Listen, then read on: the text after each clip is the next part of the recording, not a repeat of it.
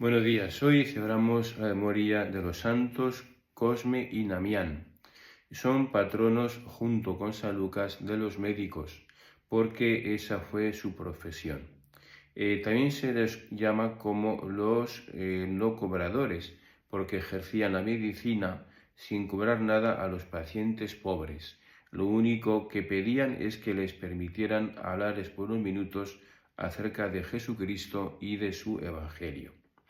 Lisias, el gobernador de Cilicia, se disgustó mucho porque estos dos hermanos propagaban efectivamente el cristianismo. Trató inútilmente de que dejaran de predicar y como no lo consiguió, mandó echarlos al mar. Pero una ola gigantesca los sacó sanos y salvos a la orilla. Entonces los mandó quemar vivos, pero al parecer el viento hizo que las llamas quemaran a los verdugos que intentaban acabar con ellos. Así que no tuvo más remedio que cortarles la cabeza. Bueno, junto a la tumba de dos hermanos, todo esto pasó alrededor del año 300. Digo que alrededor de la tumba de estos dos hermanos gemelos empezaron a obrarse milagrosas curaciones.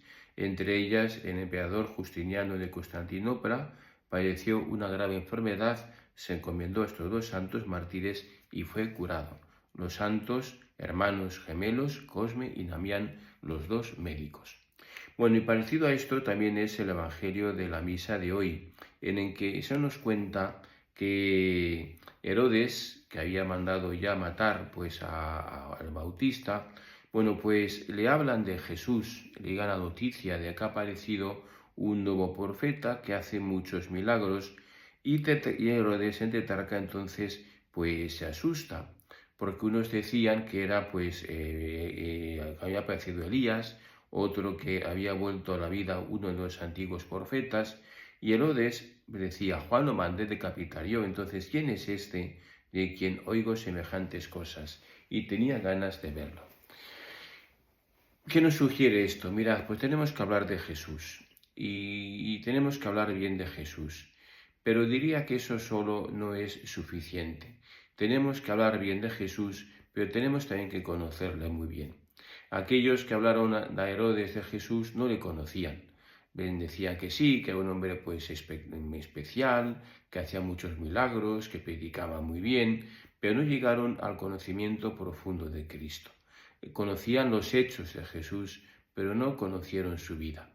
Era un conocimiento puramente externo, no el conocimiento seguro que si Herodes hubiera oído hablar a uno de sus discípulos, a Pedro, a Juan, a Santiago, a cualquiera de ellos, que también le conocían en modo imperfecto, pero serían de otra manera. No le hablarían simplemente de lo que predicaba, le hablarían también de su persona, de cómo era, le dirían, pues mira, es una persona extraordinaria, no hay otro como él. Le podían contar mil cosas y maneras, pues fíjate, mil milagros y signos, pero no externos, sino el impacto que tuvo en ellos esos signos que hizo el maestro o en las personas que curaron, etc. Es decir, no sería hablar de lo que han visto, de lo que han oído, no sería un hablar superficial, sería un hablar profundo de la huella, del impacto que Jesús había generado en ellos y en la gente que están a su alrededor. Y esto es lo nuestro, no podemos hablar simplemente del Evangelio como quien habla de un teorema de matemáticas, ¿no?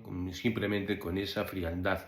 Tenemos que hablar de Jesucristo y del impacto que ha producido en nosotros, de cómo el Señor ha cambiado nuestra vida, de cómo Jesucristo nos ha dado luces, cómo el Señor nos acompaña, cómo el Señor nos fortalece siempre. Pero eso no son teorías, eso es una realidad. Y cualquier discípulo de Cristo hoy, antes y mañana y en el futuro y siempre, tiene que hablar así porque esa es la verdad.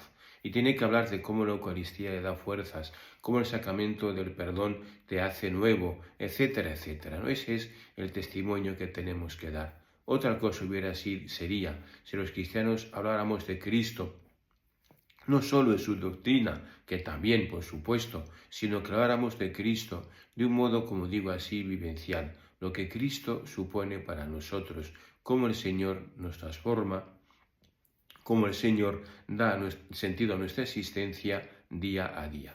Este pienso que puede ser un buen propósito, una buena enseñanza, una buena reflexión que podemos hacer hoy.